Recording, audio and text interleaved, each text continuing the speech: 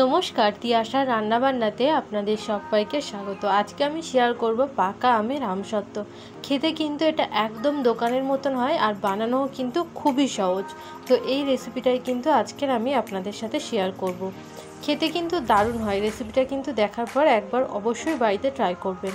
আর আমি যেইভাবে বানাবো সেইভাবে যদি আপনারা বানান তাহলে কিন্তু একদম পারফেক্ট হবে। তো তার জন্য এখানে প্রথমে আমি 500 আমকে এভাবে পাল্পটা বের করে নিয়েছি, তারপর মিক্সিং জারে দিয়ে এটাকে পেস্ট করে নেব। দেখুন খুব ঘন একটা মিহি পেস্ট বানিয়ে নিয়েছি। তারপর গ্যাস অন করে একটা কড়া বসিয়ে কড়াটা খুব ভালো মতন গরম হয়ে গেলে যেই পাল্পটা আমি বের করে নিয়েছিলাম আমের, তো সেটা আমি কড়ার মধ্যে দিয়ে এবার 2 থেকে 3 মিনিট মতন খুব ভালো মতন নাড়িয়ে চাড়িয়ে নেবো। আর এর মধ্যে একদম সামান্য পরিমাণে 1 চিমটে মতন নুন দিয়ে দেবো। এবার নুনটা দিয়ে কিন্তু আবারও খুব ভালো মতন এটাকে মিশিয়ে নেব। নিয়ে এটাকে একটুখানি ফুটিয়ে নিতে হবে। তারপর এর মধ্যে দিয়ে দেবো স্বাদ মতন চিনি। চিনিটা কিন্তু অবশ্যই স্বাদ মতন দেবেন। এবার চিনিটা দিয়ে আবারও খুব ভালো মতন কিন্তু এটাকে মিশিয়ে নাড়িয়ে চাড়িয়ে নেব প্রায় 2 থেকে 3 মিনিট মতন।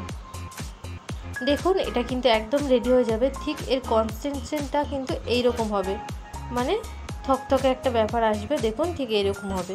এটা কিন্তু একদম রেডি হয়ে গেছে আমসত্ত্ব বানানোর জন্য। এবার একটা প্লেট বা থালার মধ্যে এবার আমি তেল মাখিয়ে নিয়েছি। তারপর এর মধ্যে কিন্তু এটাকে দিয়ে দিলাম। দিয়ে আমি টানা 2 থেকে 3 দিন মতন রোদে কিন্তু শুকিয়ে নিতে হবে। আমি এটা 2 দিনেই শুকিয়েছি, যেহেতু রোদটা খুব কড়া ছিল। দেখুন একদম পুরো পারফেক্ট কিন্তু এটা হয়েছে। আর খুব সহজেই কিন্তু এটা উঠে যায় থালা থেকে। একটু চারিদিকটা ছুরি দিয়ে করে দিলে কিন্তু খুব সহজে এটা উঠে যায়।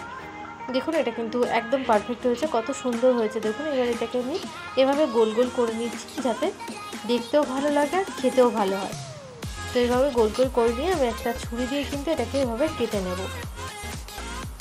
এইভাবে কিন্তু আপনারা চাইলে ডবল লেয়ারেরও বানাতে পারেন। সেক্ষেত্রে কিন্তু একবার আমটাকে দিয়ে তারপরে একটুখানি একদম শুকিয়ে নেবেন, তারপরে ওপর দিয়ে আবারও এভাবে দিয়ে দেবেন। তাহলে কিন্তু একদম পারফেক্ট আমসত্ত্ব রেডি হয়ে যাবে। দেখুন আমার কিন্তু একদম পারফেক্ট আমসত্ত্ব রেডি হয়ে গেছে। যদি রেসিপিটা ভালো লাগে তাহলে কিন্তু অবশ্যই লাইক, কমেন্ট আর সাবস্ক্রাইব করবেন। আর এভাবেই আমার পাশে থাকার অনুরোধ রইল আপনাদের সবাইকে।